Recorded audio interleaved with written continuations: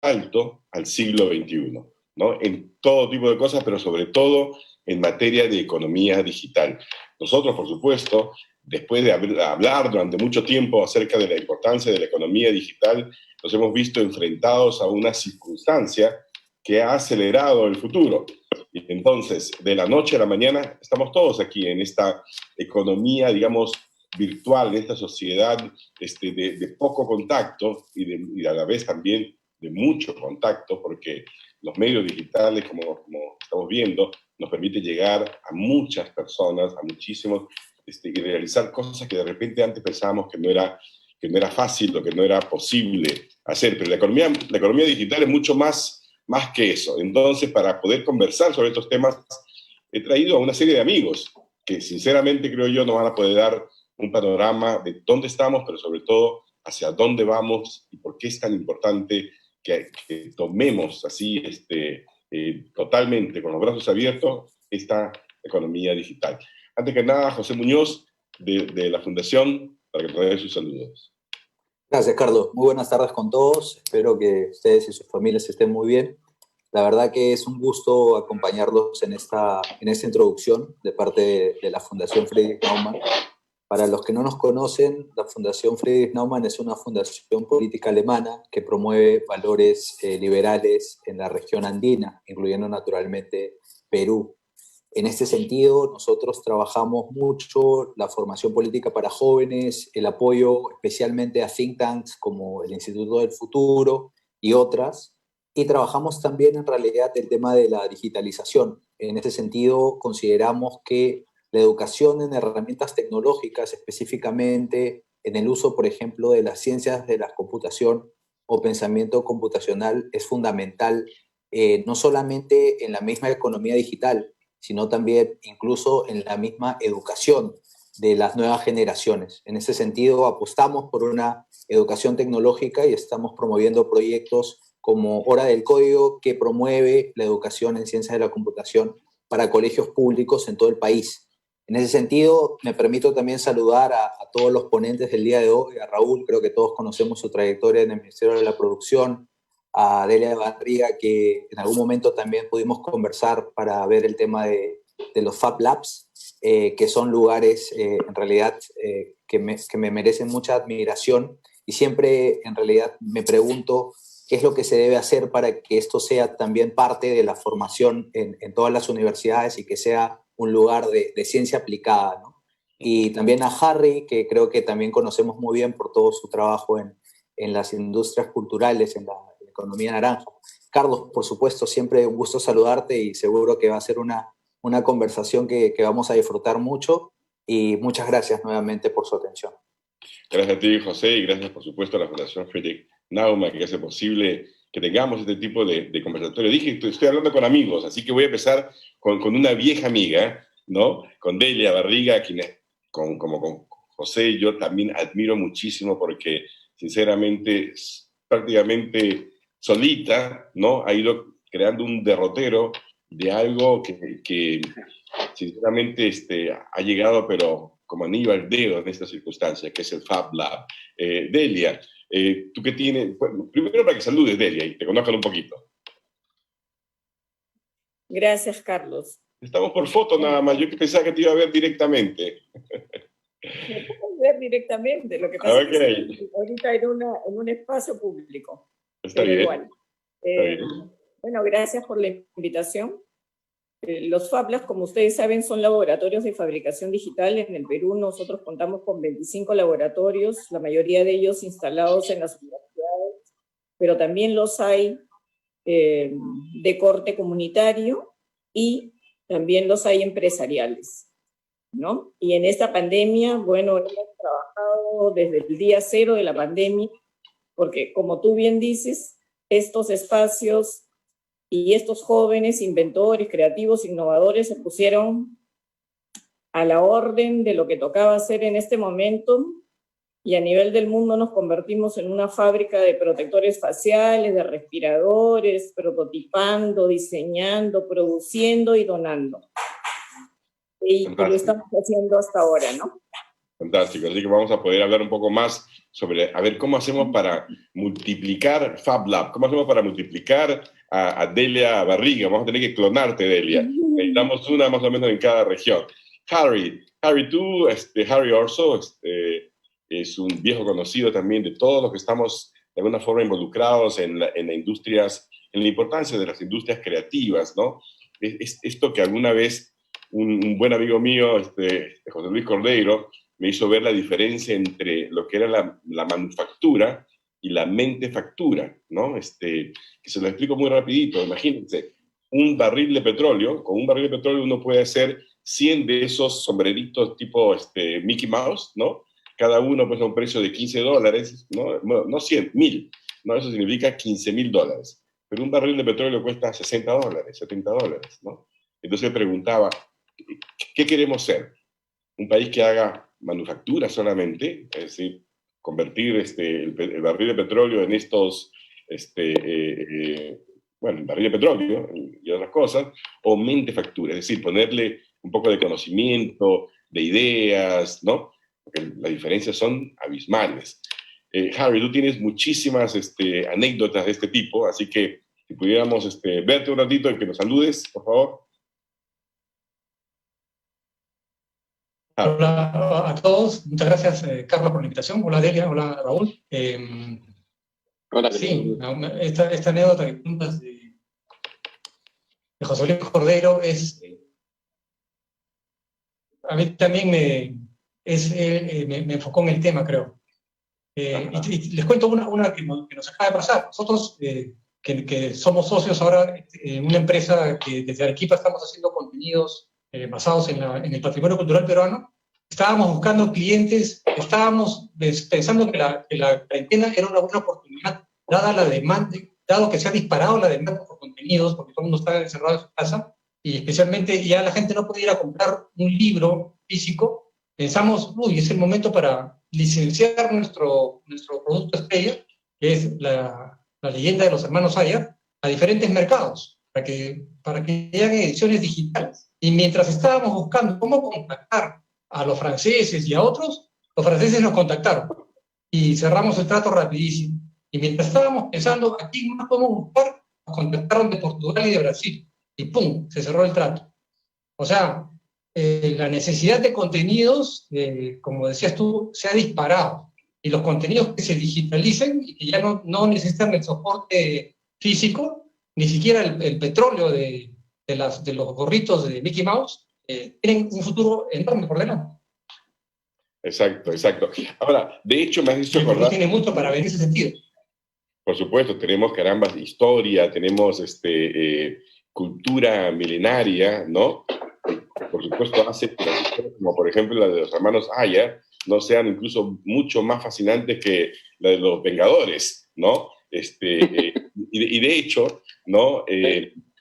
Nosotros tenemos además también un podcast que yo quiero aquí avisar a todo el mundo que lo escuche, porque se llama Señales de Futuro, lo pueden encontrar en Spotify, ¿no? Y el último trata justamente sobre la historia de los cómics, ¿no? Y de los hermanos Aya, ¿no? Porque claro, de repente, por ejemplo, encontrarte en pleno Times Square con una publicidad de una página, bueno, no una página, sino toda una pantalla gigantesca, con los hermanos Ayer en forma de cómic, ¿verdad?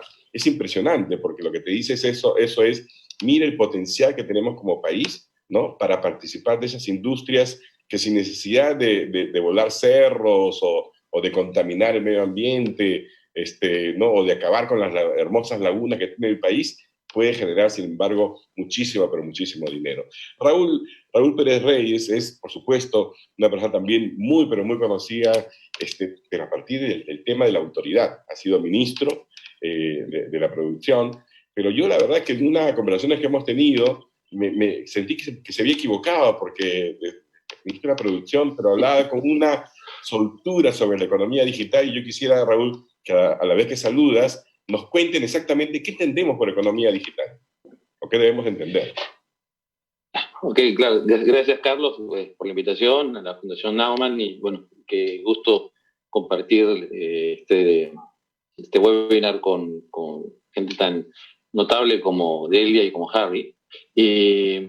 Mira, el tema de lo digital es un tema que comienza, mejor dicho, desde la lógica de las telecomunicaciones, ¿no? Comienza como un tema inicial, digamos, que tiene que ver con los correos electrónicos, con la etapa inicial digamos, que incluso algunos empresarios, incluso uno muy exitoso, Bill Gates, que no leyeron en el Internet, básicamente, que es el vehículo que está atrás de todo esto, un medio para desarrollar negocios, sino que se leyó que era un negocio muy de entretenimiento.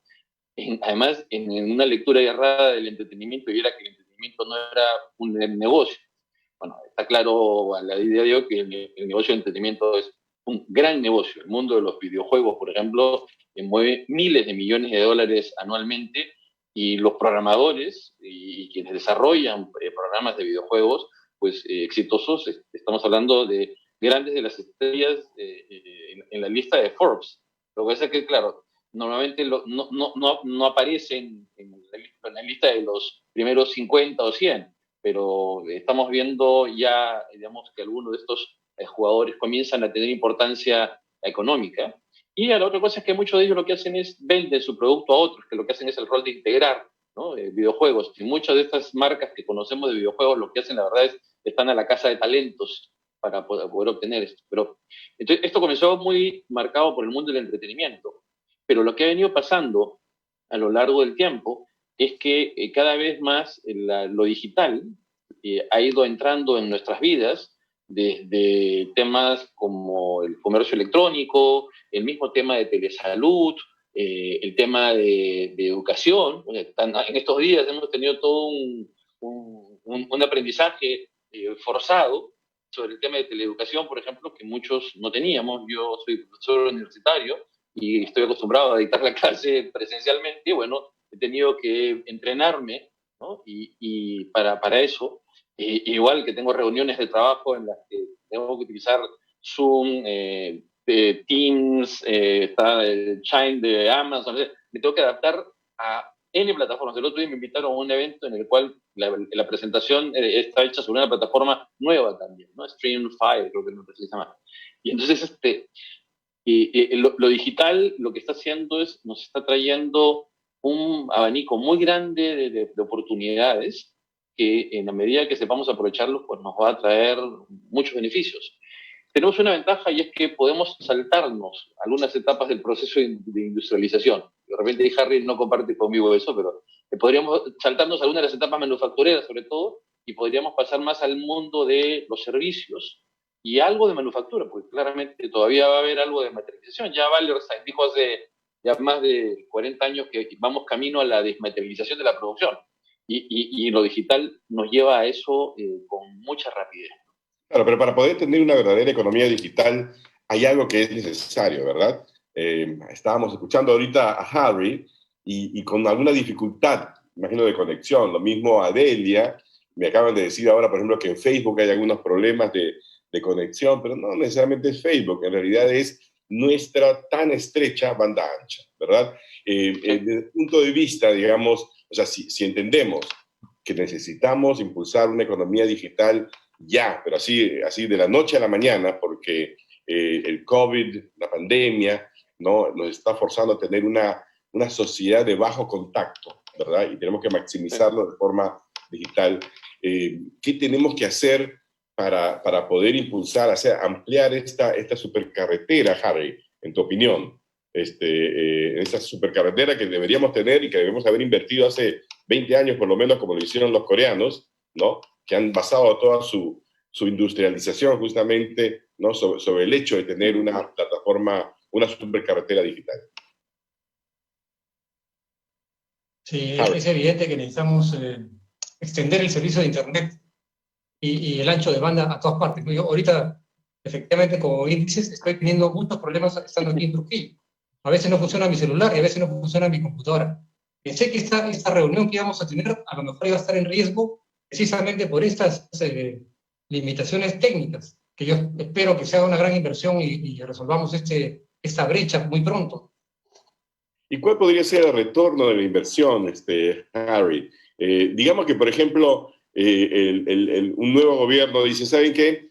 Vamos a poner 1.000 millones, 2.000 millones de dólares en crear la supercarretera digital, ¿no? ¿Cómo le sacamos retorno a esa inversión? ¿En qué áreas, a ver, en tu opinión? A mí me gustaría que dentro de unos 5 años, cuando el mundo estudie lo que pasó con la pandemia, el mundo entero hiciera del Perú un caso de estudio de Harvard, donde todo el mundo diga, el único país que se aprovechó que estaba encerrado para ver qué hacer fue Perú. Porque ustedes recordarán, yo quisiera que piense el mundo, que cuando pasó la pandemia y regresamos a una nueva normalidad, donde ya se podía viajar, cuando todos pensamos, ya puedo viajar, todos en el mundo, estuviéramos en Europa, en Estados Unidos, en Asia o en donde fuera, teníamos en nuestra mente viajar a Perú. ¿Por qué? Porque Perú salió a contarnos sus maravillas por todos los medios. Hasta el niño más pobre, en la comunidad más alejada, agarraba su celular y hacía un TikTok donde le contaba lo bonito que era su pueblo, su cerro, su lago, y lo bien que le iba a pasar alojándome en su casa, y que su mamá me iba a preparar una cachamanca riquísima y me iba a dar una vuelta en burro. Y cuando todos vieron ese aviso que decía este niño, que llegaron 500 personas a ese pueblo. Y así los turísticos, incluso lo que no imaginamos, hasta el último pueblo se llenó de turistas, y al mismo tiempo el Perú salió a conquistar, a ofrecer toda su producción, no lo que tradicionalmente como consideramos como oferta exportable, sino todo lo que hacemos, todos nuestros servicios al mundo. Y lo hicimos con más inteligencia que nadie, aprovechamos mejor que nadie la tecnología, porque no había más remedio, pero lo hicimos con más creatividad que nadie, y cuando alguien pensaba en comprar cualquier cosa, pensaba en Perú, porque habíamos diseñado un plan de contenidos tan ingenioso, tan inteligente, que cada semana hacíamos que la gente, Perú, y la siguiente, pero Perú también hace esto, y lo otro. Y nos posicionamos en el imaginario y en el corazón del mundo, y convertimos a todo el mundo en Perú lovers. Los evangelizamos de que el Perú era el país más interesante, más atractivo, más rico, usando estos medios. Claro, eso a 5 años, ¿no? Vamos a ver, pero en el inmediato, en el tema inmediato, ¿no? Delia, ¿cómo hemos aprovechado la pandemia? Ahora sí, si nos cuentas un poco más, algunos casos específicos, ¿no? Que demuestren justamente el potencial de que está hablando Harry, ¿no? Cómo a la tecnología, si le ponemos inventiva, ¿no? Si le ponemos tradición, podemos realmente ganarnos un sitio en el mundo. ¿Delia? No sé si me digo. Sí, Delia, ahí está. Sí, acá estoy. Okay. Sí, justamente lo interesante para nosotros como red fue recibir de primera mano lo que estaban haciendo ya nuestros pares en Europa y en Asia. Porque recuerdas que ellos fueron los primeros donde el virus azotó terriblemente, sobre todo en Europa. Entonces, desde ya, ellos nos compartían prototipos, ya nos compartían diseños. Nosotros desde el momento cero estuvimos ya prototipando y probando y pidiendo también a la hora que vieron los permisos para poder aperturar los laboratorios. Cuando nosotros hemos aperturado los laboratorios con los permisos del Ministerio de Defensa y del Ministerio de Salud, nosotros ya teníamos avanzados prototipos probados y pudimos entrar a una producción con todos nuestros laboratorios. Entonces, y eso ha sido rapidísimo. ¿Qué nos enseña esto? Primero, que ya no es necesario que tú envíes un producto al otro lado del mundo. Con esta carretera digital viajan los diseños. No tienen por qué mandar productos. El tema es que nosotros no tenemos muchos de los insumos. Y entonces había que ajustar a veces los diseños a lo que podías tener en el mercado. Y esa es otra cosa, ¿no? Delia. Sí, dime. Sí. No, haz la pregunta, ¿cómo? Ciudades sostenibles que puedan tener los recursos necesarios para poder crear y para también poder aportar con diseños propios al resto del mundo, ¿no? Es un ida y vuelta, en verdad. La carretera va y viene. Claro. Delia, a ver, nosotros hemos conversado en más oportunidades, ¿no es cierto?, acerca de cómo, en el caso de Fab Lab, este es un esfuerzo privado finalmente, ¿no es cierto? Claro, gana algunos grants, no sé cómo se dice, algunos dineros que da, digamos, no sé, con CITEC, con una serie de organizaciones, ¿verdad? Pero, ¿crees tú que sería necesario que el Estado comprara la idea del Fab Lab y lo multiplicara, que le diera recursos importantes, ¿no? Para hacer lo que tienes hoy en día, que es un extraordinario, si quieres tú, casi piloto, convertirlo realmente en una gran fábrica digital en el país. ¿Crees tú que es necesario o no? ¿Sería interesante, bueno o no? Es interesante. Es Navidad, que pedir a Papá Noel. Yo creo que es interesante, pero más interesante es ver lo que nuestros jóvenes pueden lograr. Nosotros, como tú verás, desde el día cero hemos empezado a trabajar. No esperamos ni siquiera los permisos. Y entonces nos parece importantísimo que, obviamente, para que esto se masifique, el gobierno debería respaldarlo. Claro. Es obvio, porque si no, no hay forma de masificarlo, sobre todo en las comunidades, ¿no? Sobre todo en cada barrio. O sea, sería increíble. Ya tenemos bastantes Fab Labs en las universidades, pero, por ejemplo, tener Fab Labs en barrios, ¿cómo cambiaría eso la realidad de todo el entorno de esos jóvenes? Sería fantástico, ¿no? Tendríamos menos delincuencia, tendríamos mucho más ambientes, digamos, productivos, de emprendedurismo. O sea, realmente ese cambio transformacional del que está hablando Harry, que nos invita a soñar. Pero yo quiero, además de soñar, hablar de cosas muy concretas, ¿no? Y quería preguntarle a Raúl, por ejemplo, yo no sé si tú estás enterado, Raúl, pero, por ejemplo, hay mucha discusión acerca de la importancia de las zonas de libre comercio, ¿no? Los Free Trade Zones, ¿verdad? Como un elemento impulsor del crecimiento y el desarrollo económico. Pero yo he notado que en realidad en los últimos años, más que las zonas físicas del libre comercio, están los e-Free Trade Zones, es decir, las zonas de libre comercio digital, impulsada sobre todo por China, donde Corea, Malasia, Vietnam están explotando, digamos, esa relación que es muy natural por la proximidad, pero que en realidad no necesita la proximidad. Perú tiene, por ejemplo, un tratado de libre comercio con China.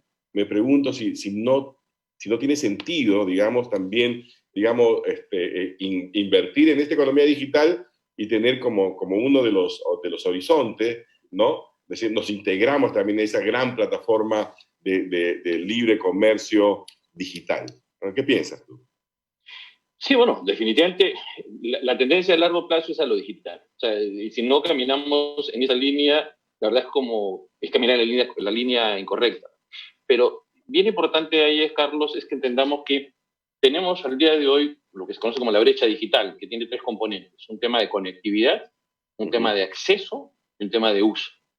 En términos de conectividad, se ha trabajado, digamos, las empresas privadas han crecido de una forma importante, tenemos una buena parte de las principales ciudades del país, diría que las principales ya tienen al día de hoy conectividad con fibra óptica, y aquellas que no lo tienen por el sector privado lo tienen a través del proceso, digamos, de la red dorsal nacional de fibra óptica. De forma tal que a nivel de capitales provinciales ya hay conectividad fibra óptica, lo que estamos avanzando en eso además también, la conectividad a nivel de las capitales distritales. Entonces, a nivel de conectividad hay una agenda que los siguientes 2 años debería culminar con, digamos, un importante volumen de fibra óptica y casi 1.550 capitales distritales de las 1.900 conectadas con fibra óptica entre sí. Pero, ese es un tema... Si me permites, hay una pequeña, como dicen ahí, time out, ¿no? La red dorsal de fibra óptica, en el caso del Perú, tengo entendido que a pesar de que el país invirtió 353 millones de dólares, si mal no me equivoco, ¿no?, en lanzarla, hoy en día, pues, si tiene un uso de 8 o 10% de la red, es mucho, ¿no? Entonces, sí, es un activo importante en el cual invirtió mucho dinero y que casi no está siendo usado porque hubo problemas en el diseño, el tema de la determinación del price, etc. El problema más serio es el problema regulatorio. Desgraciadamente no se ha resuelto bien el tema regulatorio. Es un problema Pero el problema regulatorio, perdóname, el problema regulatorio son personas, somos tú y yo, que podemos cambiar las reglas, o no se pueden cambiar las reglas para poder evitar que un activo tan importante como la red dorsal, por ejemplo, esté ahí en desuso. Yo creo que eso responde más que a personas, a visiones institucionales. Lo que ocurre es que en algún momento, conozco un poco el detalle del proyecto, el regulador leyó que tenía la capacidad de fijar los precios del proyecto. Y entonces el mecanismo regulatorio se ha convertido en el problema más serio, y curiosamente el regulador no lo quería resolver de la forma que creo que tenía que resolverlo, que era plantear un esquema de precios tope, y no lo que terminó ocurriendo. La verdad creo que es un tema que tiene que ver con una errada lectura del proyecto y de las ventajas del proyecto. Pero más allá de eso, yo creo que el Ministerio está haciendo bien ahora en replantear también el proyecto y lo que sí no hemos hecho, por ejemplo, es que el Estado, todas las compras del Estado por Internet, lo que se llama la red NACE, se agreguen y el Estado tenga la lógica de un gran comprador y vaya a negociar precios montados sobre esa red de fibra, por ejemplo, ¿no? Ahí tenemos unos ahorros que te puedo asegurar que pagan en valor presente. Que se pague solo la inversión. Exactamente. O sea, solamente ahí. Pero el tema de conectividad está encaminado, con las correcciones que hay que hacer y todo, ¿no? Pero el problema que estamos ahora enfrentando y que vemos en nuestras casas es el tema del acceso. Es decir, cómo nosotros como residencias, familias, accedemos al Internet. Y ahí es donde tenemos un problema que todavía tenemos que desarrollar. Sin duda, necesitamos mejorar la infraestructura ahí, no solo en fibra óptica, sino también a nivel de cable coaxial, lo que se llaman las redes HFC, y también el desarrollo de la 4.5G y la 5G. Y eso pasa, en todos los casos, por permisos municipales. Sí, necesitamos que las personas se den cuenta que no tienen un buen internet en su casa, en buena parte porque se oponen a los permisos para poner antenas y para poder instalaciones de fibra. Hay casos anecdóticos en el que habían puesto una torre de metal y todavía no habían hecho ningún tipo de instalación de telecomunicaciones, y la gente decía ya que tenía dolores de cabeza. Entonces la pregunta es, ¿cómo puede ser que una antena, una torre metálica, no tenía ni siquiera energía eléctrica, ya generaba dolores de cabeza? Lo que pasa es que se han ido construyendo mitos y hay que trabajar para que la gente se convence de eso. Entonces, hay un tema con el acceso, pero donde estamos, la verdad, y ahí el sector privado ha ido avanzando. Yo creo que el sector público tiene que ayudar a complementar esta agenda. Donde yo creo que el problema es más serio es en la brecha digital asociado al uso, porque eso tiene que ver con el tema educativo. Y ahí sí los impactos son terribles, porque si no lo resolvemos rápido, la desigualdad que vamos a generar y la pobreza, porque estamos hablando de una caída en la productividad no menor, va a ser sí importante. Hoy día nos quejamos, Harry con razón se queja del acceso a Internet que tiene, pero tiene acceso a Internet, malo, pero lo tiene. La pregunta es, ¿qué pasa con las personas que no lo tienen? Y entonces, claro, su desventaja en términos de oportunidades laborales, educativas, de las que sea, son abismales. Entonces, significa que el analfabetismo digital, en el sentido amplio de la palabra, parte por el hecho de tener acceso y saber usarlo. Claro, tú has sido ministro de Estado, ¿no es cierto? Y a mí siempre, bueno, yo no he sido ministro, así que no tengo mucha información sobre eso, pero una de las cosas que me llama la atención es cómo es que se toman ciertas decisiones. Por ejemplo, cómo el Estado decide, en el campo educativo, por ejemplo, comprar no sé cuántos tablets, estas tabletas, ¿no es cierto? Que cuesta millones, ¿no? Pero no se ocupa de decir, oye, pero espérate un momentito, el 20% o 25% de las escuelas en el Perú solamente tienen acceso a Internet. ¿No sería más barato, más inteligente simplemente decir, ¿sabes qué? Vamos a solventar el gasto de Internet en todos los colegios del país, ¿no? O sea, que desde no sé, Telefónica, móvil, todos estos servicios privados simplemente le giran al Estado por el consumo de Internet en todos los colegios, ¿no? Y se ocupen de ponerle Internet. O en el caso de las tabletas, por ejemplo, de qué sentido tiene que tengan los chicos si no tienen Internet en casa, ¿no? Bueno, entiendo, concargo a mirar que las tabletas tienen la opción de conectividad móvil, de Internet móvil. Wi-Fi, pero para Wi-Fi tienes que tener el Wi-Fi en tu casa, o tú tienes que pagarlo. Claro, pero también tienen conectividad para telefonía móvil, un grupo importante de ellos, eso es lo que entiendo. Porque efectivamente, si no, pasaría lo que dices tú, o sea, tendrías... no tiene sentido. Exactamente. Son eso, 20-25% máximo de los estudiantes tienen acceso. Estamos hablando de un país como el nuestro todavía, donde ahora justamente el COVID ha golpeado más todavía y por eso, Carlos, es que necesitamos más antenas, porque justamente las antenas permiten que esas tabletas con un chip de celular estén conectados a una red 4.5G y esperemos que pronto una red 5G. Ya en las principales ciudades del mundo ya comenzó a desplegarse el 5G y todavía nosotros no. Esperemos que este año, pues, hacer algo difícil, imagino. Pero aquí en el Perú creo que tenemos una G. En términos no, tenemos un internet bastante más rápido del que creemos. ¿Sabes? Ya, ok. Bueno, pero hay que ser exigentes, ¿no? Yo quiero tener 4. Sí, claro, sí. Así que, nada. Harry, ¿tú podrías decirle a nuestros oyentes, televidentes, ¿no? El tipo de ideas, digamos así, innovadoras en materia de economía digital, de economía naranja, que tú has podido ver, pero sí, así digamos casi puntual, ¿no? Sin contarnos toda la historia, pero para que uno tenga, digamos, el panorama del tipo de cosas que se puede hacer. Yo voy a contar uno un poco para ilustrarlo, que es el tema, por ejemplo, de hacer películas tipo Disney, ¿no? Yo menciono a cada rato porque me parece que vale la pena mencionarlo.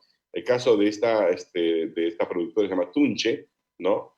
Que es una película que se llama Aimbo, que carambas, hubiera costado $100 millones hacerlo en Hollywood, y aquí ha costado cerca de 10 nada más, ¿no? Y uno decía, mira qué interesante, porque si esto funciona, el Perú se puede convertir realmente en un lugar de producción, carambas, de películas digitales, ¿no? No sé, ese tipo de ejemplos que le abran los ojos y los oídos a nuestros oyentes y televidentes. Ayer, anteayer, creo que se publicó la nueva política de Estado de Cultura. Y cuando yo leía la parte de interculturalidad y cómo la política, esta política que se ha planteado, comienza diciendo que en el Perú hay mucha discriminación, especialmente a la gente de la selva y especialmente a las mujeres. Y cuando yo leía eso, he recordado la película esta, Aimbo, donde la protagonista es esta niña, que es un poco la madre de nuestro amigo que ha hecho esta película. Es una chica de la selva, y cuando todo el Perú y todo el mundo vea esta película y se enamore de esta niña, yo creo que esta película va a avanzar el tema de que todos valoremos la diversidad cultural y que dejemos de discriminar a las mujeres de una manera más efectiva que 10 años del Ministerio de Interculturalidad, con todo respeto para nuestro amigo que ha sido viceministro. Entonces me parece que efectivamente el Perú tiene que salir a contar sus historias. Yo una vez estuve en una reunión con gente de Pixar y les planteamos que podíamos hacer cosas de Pixar. Yeah. De Pixar. Y ellos nos dijeron, mira, sí tenemos un interés enorme sabemos que el Perú es una especie de, y lo dijeron de una manera tan poética que a mí se me salen las lágrimas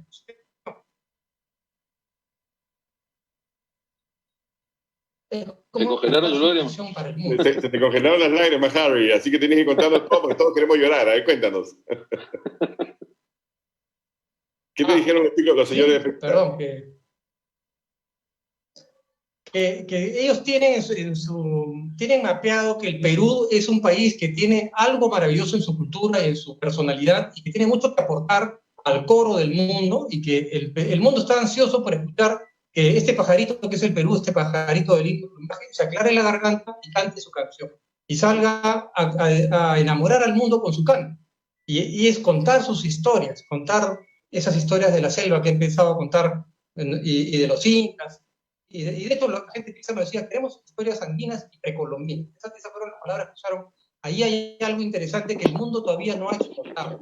Y cuando el mundo empiece a descubrir, como tú decías, que los Saiyans son tan interesantes como los Avengers, van a pedir más y más y más. Y el tema es que esa producción, esa demanda mundial sea abastecida por creativos peruanos, ¿no? Porque también no que van a faltar gente que no son a generar historias de andinas y precolombinas desde su propia óptica, y videojuegos, y parques temáticos. Yo creo que el Perú ya debería estar, todo el empresariado está pensando que en los próximos 20, 30 años tenemos que generar por lo menos tres parques temáticos, de repente uno de la costa, uno de la sierra y uno de la selva, porque tanta gente se va a quedar sin trabajo por la automatización y por la industria 4.0, que hay que generar nuevas fuentes de empleo para los peruanos. Esa puede ser uno, ¿no? Y debería ser uno. Interesante. Entonces, seguir. Sí, perfecto. Delia, como no te veo, se me hace difícil hablar de la foto, pero a ver, Delia, los Fab Lab, que es básicamente, ¿no?, la idea de decir, voy a poner la tecnología, voy a acercar la tecnología, ¿no?, a estos chicos que son muy, muy imaginativos, etcétera, ¿no?, y hacer cosas con ellos. Los chicos hoy en día, parte, digamos, de las nuevas tendencias en educación es que los chicos deben aprender haciendo, ¿no? Deben resolver problemas, ¿no? ¿En qué medida Fab Lab uno puede crear un mini Fab Lab desde el colegio mismo, desde la primaria, para que los chicos, porque hoy en día tener, por ejemplo, en una clase, tener tu impresora 3D para hacer cosas no es muy complicado ni muy caro, o me equivoco, ya me hizo efecto el 5G y estoy devariando. No, efectivamente, nosotros ya tenemos mini Fab Labs en algunas escuelas. Es más, hemos implementado en el Colegio Melitón Carvajal, en el área del taller de carpintería, uno de carpintería digital, que justamente iba a ser como el inicio para esta transformación en la escolaridad, de poder ya también llevar herramientas digitales, ¿no?, a los escolares de secundaria. Lamentablemente, bueno, instalamos, inauguramos, y ahí nomás nos agarró la pandemia. También quería referirme que hace un par de años, Benito, cuando regresa de Singularity, me comentó que... Tienes que contar quién es Benito. ¿Benito quién? Benito Juárez. Ajá. Cuando regresa de Singularity, me comentaba de que uno de sus compañeros de Singularity estaba diseñando todo un sistema para dar internet al planeta con microondas. Entonces, hay soluciones globales ya para el caso del internet planetario. Y yo creo que en estos momentos de pandemia que vivimos una vorágine global, una epidemia global, también las soluciones del internet, por ejemplo, deberían ser globales. Claro, pero mientras llegamos a una solución global que implica mucha coordinación, mucha negociación de los intereses, etcétera. No, yo lo que pienso es lo siguiente, yo pienso que invertir en Internet, ¿ok?, realmente te da tremendos retornos. O sea, a mí no me molestaría para nada meterle 1.000, 2.000 millones de dólares, porque sé que si generamos una economía digital donde tú puedes hacer, pues, todas estas cosas que estamos conversando, pero impulsándolas a doble, triple de ritmo, ¿no?, se paga solita la inversión. Y en todo caso, mira, es 1.000 veces mejor invertir en una plataforma, en una carretera digital, que haber hecho la carretera IRSA Sur, donde no pasan ni las moscas, ¿no? Obviamente. O invertir sí. en industrias del pasado como la refinería de Talara, ahí donde tenemos 6.000, 7.000 millones de dólares. ¿Te imaginas lo que hubiéramos podido hacer con esos 6.000, 7.000 millones de dólares en materia de construcción de una economía digital?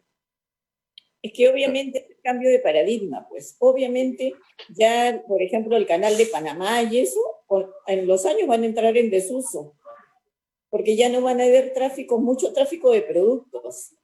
Lo que va a haber es tráfico digital de diseños, la mentefactura de la que hablaba José Luis. José Luis, ajá. Y de ahí vamos a pasar a la metafactura. Más todavía. ¿Qué es eso? Vamos a hacer un conversatorio específicamente sobre la metafactura, como para que todos, digamos, terminemos a aprender, ¿no? Raúl, digamos, acabamos de hablar, Delo lo acaba de decir, ¿no? Eso requiere un cambio de paradigma, ¿no? Pero yo creo que más que un cambio de paradigma, requiere de liderazgo, ¿no? Requiere realmente de una visión de Estado, ¿okay?, que sea impulsada con convicción. ¿Cuán fácil o cuán difícil es hacer esto realmente en el Estado peruano, en tu experiencia, digamos? Mira, yo creo que la pandemia nos ha reflejado que el Perú tiene muchos problemas, pero hay como 4 que reflejan esta mesa que está asociada a toda la problemática reciente de la pandemia, que son básicamente la pobreza, la desigualdad, la informalidad y la ineficacia del Estado. O sea, esos 4 problemas que parecían como que los hemos dejado de lado por estar mirando los resultados macroeconómicos, la verdad nos están pasando la factura hoy. O sea, tenemos un Estado que no ha reaccionado en los tiempos que tenía que reaccionar, tenemos un nivel de informalidad que ha provocado que, habernos encerrado durante 3 meses casi, digamos, no es que no tenga un infarto, sí lo ha tenido, digamos, hemos logrado, digamos, ralentizar el crecimiento, pero hay países que han tenido menos encierro y en plazo más corto el problema desapareció. Y en nosotros el problema está durando mucho más porque también tiene que ver con nuestro Estado, en todos sus niveles, desde el gobierno central hasta el gobierno municipal. Y yo creo que el problema más serio ahí, Carlos, es que si no, la economía digital requiere ciudadanos digitales. Y en estas 4 patas, pobreza, desigualdad, informalidad y Estado ineficaz, la verdad va a ser bien difícil que lo hagamos. Entonces, necesitamos un cambio de paradigma muy duro, porque tenemos que pensar que no basta solamente con que el Estado haga las cosas un poco mejor. Necesitamos claramente reducir la pobreza, la desigualdad y la informalidad. Entonces, en la agenda de todos los organismos multilaterales, el tema de la pobreza y la desigualdad era el tema, ¿no? Entonces, todo el mundo hablaba de que reducir la pobreza, hay que reducir la desigualdad, pero la informalidad no la tocaba a nadie.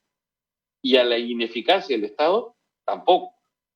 Entonces, yo creo que tenemos que comenzar a darle mucha fuerza. O sea, el Perú ha hecho muchos avances en la reducción de pobreza y de desigualdad, sobre todo en la pobreza en los últimos 20 años. Tenemos un récord impresionante, si nos miramos de 56 a 21. O sea, es un récord muy importante. Pero el problema es que lo acabamos de perder entre 8 y 10 puntos nada más que porque las otras 2 patas de la mesa, la informalidad y la ineficacia del Estado, no justamente han mostrado su rol. Entonces, Claro. dame un segundo para terminar. En el mundo lo digital, estas 4 patas, malhadadas patas de los problemas que tiene el Perú, no nos van a ayudar a resolver. O sea que si no cambiamos de paradigma de forma notable, vamos a tener problemas. Y quiero poner un ejemplo nada más. Justamente comenzando, el representante de la Fundación Neumann mencionó un tema de la hora del código, por ejemplo, que es un programa que el presidente Obama lo desarrolló hace más de 10 años. Y eso ha permitido que muchos jóvenes en los Estados Unidos tengan una relación con la computadora, para llamarlo de una forma así general, la verdad, con los lenguajes de programación mucho más amigables. Son ciudadanos que se han ido preparando, y que te cuento el caso chino o el caso de Corea del Sur. Entonces, hasta hace 10 años necesitabas que un trabajador tuviera cuando menos un requisito mínimo de ofimática. Hoy en día eso ya es como saber sumar. Hoy día necesitas que sepa más cosas, que sepa relacionarse con una computadora, pero no como usuario final, sino como usuario intermedio, para hacer administración de base de datos. Entonces, en esa lógica, tenemos que pensar en un sistema educativo flexible, es decir, que nos haga ciudadanos que aprendamos permanentemente y que estemos siempre reinventándonos, ¿no? Porque es aprender a aprender, básicamente, y ahí necesitamos un sistema educativo que nos asegure que una parte importante de nuestros ciudadanos sean ciudadanos digitales. Te voy a poner un ejemplo solo para terminar. Hace poquito una persona vinculada a mi familia, hace muchos años, tiene un problema de empleo y me pidió que lo ayudara y quise trasladarle dinero. Bueno, el problema que tenía era que no sabía cómo usar su teléfono para mandarme copia de su DNI. O sea, entonces, no sabes todo lo que me ha costado. Y bueno, le dije, abre una cuenta en el banco. O sea, he tenido prácticamente yo que guiarla desde el teléfono para que ella hablara con la persona del banco y pudiera abrir una cuenta bancaria. Entonces, claro, es una persona que tiene primaria incompleta y que si no ayudamos de alguna forma a que ella comience a relacionarse, y como ella, millones de peruanos, mejor con la tecnología, la verdad van a ser ciudadanos postrados. Van a estar ahí en ese grupo. Mira, ella no recibió bonos, nada, porque para el Estado no existe, lo único que tiene es un DNI, porque claro, su relación con lo digital es muy mala. Y el gran problema en el Perú es ese.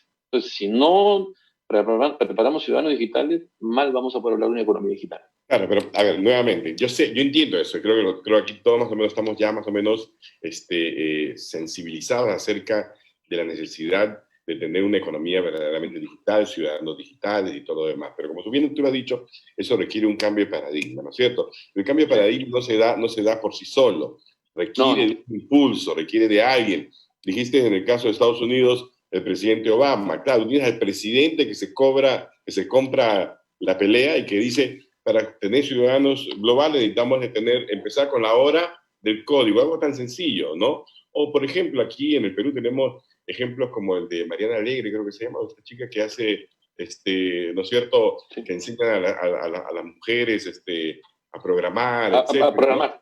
Claro, por ejemplo, algo como eso, yo digo, ¿cómo el Estado no aprende y dice, voy a multiplicar ese buen ejemplo por 100 para que haya, por Mariana Costa, perdón, no Alegre, Mariana Costa, gracias, Harry. Fíjate, esa es la maravilla también de esta conversación, porque lo estoy mirando y por otro lado hay un chat y Harry me puede corregir y muchas gracias, ¿no? Pero yo creo firmemente que es muy importante el tema de liderazgo, ¿no? Y sobre todo en materia del Estado. Y yo me preguntaba, voy a cambiar un poquitito, pero quedándome con el Estado, ¿no? ¿Cuán difícil crees tú, Delia, que será tener, por ejemplo, un Estado digital como el que tiene hoy en día Estonia, ¿no? Que es un país pues, que hace 10 años tenía un ingreso per cápita creo que menor que el Perú, ¿no? Una economía media muerta, etcétera, pero que ha invertido así tremendamente en materia de digitalización. Y hoy en día el 98% de sus servicios gubernamentales son por Internet. 98%. ¿Qué le parece, Delia? Bueno, yo creo que igual como, por ejemplo, han salido un montón de decretos dando un montón de fondos que no han logrado solucionar el problema. Claro. Del mismo modo, se podría invertir, porque eso es una inversión que va a reducir, obviamente, en una respuesta rápida. Para capacitar, nosotros, imagínate que capacitamos a una persona que no tiene conocimientos tecnológicos en 3 meses. En 3 meses yo tengo chicas que aprenden a diseñar en 3D, a imprimir en 3D, al corte láser. Tengo diseñadoras que han ingresado a FabLab y que este año estuvieron a la par de cualquier diseñadora digital en Europa en el Fashion Digital Night de Roma, con wearables, ganando premios, ganando primer premio de wearables embebidos con electrónica usando Micelius. Sin embargo, no se ha convertido en un éxito comercial. Porque lo que necesitamos hacer es convertirlo en un éxito comercial, si no vamos a hacer con Gran Bretaña, que inventa la computadora, Sinclair, ¿no? Pero cero, o inventan el fútbol y bueno, ya hace tiempo que no ganan ningún mundial, ¿no? Y mire que lo dice ahí que es muy... Que tienen que reunirse, pues. No solamente el investigador, el innovador, tiene que ir de la mano del emprendedor. Exacto. El emprendedor es el que tiene la visión del negocio. Claro. Claro, eso es muy importante, ¿no? Su tarea, ¿no? Pero bueno, me gusta la idea que acabas de decir, ¿no? O sea, ¿por qué no invertir? Porque eso es invertir, ¿no es cierto? Colocar fondos para hacer este tipo de cosas. Pero hay algo todavía que es más importante, si se quiere, ¿no? Nosotros en el Perú estamos muy acostumbrados a hablar de invertir en infraestructura, y cuando decimos infraestructura pensamos en infraestructura física. Nunca pensamos en la infraestructura de capital humano, porque invertir no sé, por ejemplo, en hacer que todos tengan pues alfabetización digital, ¿no? Para que no suceda lo que nos contó Raúl, ¿no? Sería elevar la productividad media de todos los trabajadores en el país. Y ese es el secreto del crecimiento y el desarrollo, ¿no? Entonces, tiene que haber un cambio de paradigma, pero ese cambio de paradigma va a ser necesariamente en un país como el nuestro, ¿no? Impulsado por un cambio de liderazgo, ¿sí? Sí, en un cambio de liderazgo. En América Latina, Harry, ¿cuál es el país que tú crees que mejor lo está haciendo en materia de impulsar la economía digital, la economía naranja? Creo que Harry se fue. Sí, creo que Harry no está. Okay. Entonces, como no está Harry... Si quieres te contesto yo, Carlos, algo de ese tema. No, no, además también te pareces tanto a Harry que no hay ningún problema. Mira, el que mejor lo ha hecho ha sido Colombia, sin duda, digamos, siempre cosas que se pueden mejorar, pero Colombia es el que mejor ha trabajado el tema. Ellos tienen un programa que se llama Vive Digital, que ha hecho, primero han ido cerrando las brechas de conectividad, las brechas de acceso y también las brechas de uso. Entonces ellos han desarrollado, digamos, han hecho un programa bien interesante y lo hicieron, comenzaron con Diego Molano hace casi 10 años y digamos, y lo han seguido trabajando y ha habido continuidad en la política pública colombiana en ese tema. En segundo lugar, te diría que está Chile y Perú, porque ambos hemos trabajado mucho el tema de conectividad, pero nos falta la parte de acceso y la parte de uso, ¿no? Te diría que Argentina está algo más lejos, por los problemas económicos argentinos, y Brasil también, ¿no? El modelo brasilero previo no ayudaba al despliegue. Entonces yo te diría que sin duda el ejemplo en la región es Colombia, pero hay que tener cuidado porque Colombia, como ustedes saben, no tiene mucho patrimonio cultural, pero lo que está haciendo es desarrollando, por ejemplo, mucha cultura, a diferencia nuestra, que tenemos mucho patrimonio cultural y tenemos poca cultura. O sea, nuestra industria cultural es muy débil. O sea, solo basta caminar en la calle Corrientes en Buenos Aires, vas a encontrar 30 teatros, y aquí en ninguna calle encuentras 2 teatros juntos. O sea, pero ahora están todos cerrados los teatros, pero... Además. No, que por ejemplo, es que COVID, estaba leyendo hoy día, ¿no? ¿Sabes? Si hay 30 teatros en Buenos Aires, ¿te imaginas cuántos hay en el West End de Londres? ¿No? No. O en Broadway, ¿no? Son industrias que generaban miles de millones de dólares y que hoy día están muertas realmente por el tema del COVID, ¿no? Así que sí, bueno, tiene todo su bemoles. Harry, estás de regreso, ¿no es cierto? ¿Sí? Ya, ok, porque yo había hecho una pregunta y aquí Raúl la respondió, pero quería un poco tu perspectiva también. ¿Qué país crees tú en América Latina que lo ha hecho mejor en materia de crear una economía digital combinado con el concepto de economía naranja? Que es explotar justamente las actividades culturales, etc. Harry, ¿no me escuchas? Creo que no. Está con el micrófono apagado. Está con el micrófono, Harry. Ya, perfecto. Bueno, entonces, Delia, tenemos solamente 2 minutos, así que vamos a tratar de cerrar algunas cosas, ¿no es cierto? Si le escribes a Papá Noel, ¿ya? Para este diciembre, ¿ok? ¿Qué le pedirías, ¿no? Que el país tuviera para poder impulsar este sueño que tú has hecho realidad ya del Fab Lab? En realidad, alguna vez Benito, y creo que se lo dijo a Raúl, nosotros más que pedir, ofrecemos, ¿no? Ofrecemos nuestro trabajo comunitario, ofrecemos nuestra inventiva, ofrecemos cómo crear redes. En realidad, hemos empezado nosotros de cero. Somos el nodo latinoamericano. América Latina tiene cerca de 300 laboratorios coordinados por Perú. Perú hoy en día, empezamos con 25, ¿recuerdas que te conté? Somos 50 ahora, somos 50. Y tú acabas de ser elegida la Women Tech de América Latina, ¿no? Es verdad, la mujer tech. Así que imagino que no te estamos viendo a ti, sino estamos viendo una imagen nada más en 3D, ¿no? Entonces, bueno. Yo creo que eso es lo que hay que cambiar, ¿no? Tenemos mucho que ofrecer, mucho que dar. Hay muchos jóvenes creando cosas impresionantes. Hay que darles la oportunidad. Perfecto. Tengo muy poco tiempo. Raúl, ¿y tú si le pides a Papá Noel, qué le pedirías así rapidito nada más para impulsar la economía digital? Yo que el Ministerio de Educación convoque a la UNI, a San Marcos, a la Católica y a las principales universidades del país para que le hagan la currícula completa de la primaria, la secundaria y los 5 años de las universidades para que cualquier universidad entre a internet y vea sesión por sesiones. O sea, si hiciéramos eso, la verdad me sentiría un ciudadano muy realizado y Papá Noel me debería dar un gran regalo. Bueno, nos has dado una gran idea, así que ahí vamos a tratar de que eso se se haga realidad, y la única forma que se haga realidad es que en general la ciudadanía reclame este tipo de cosas, ¿no? No sé si está Harry. Harry, ¿me escuchas ahora sí? Para que te puedas despedir. Y con tu deseo de Navidad.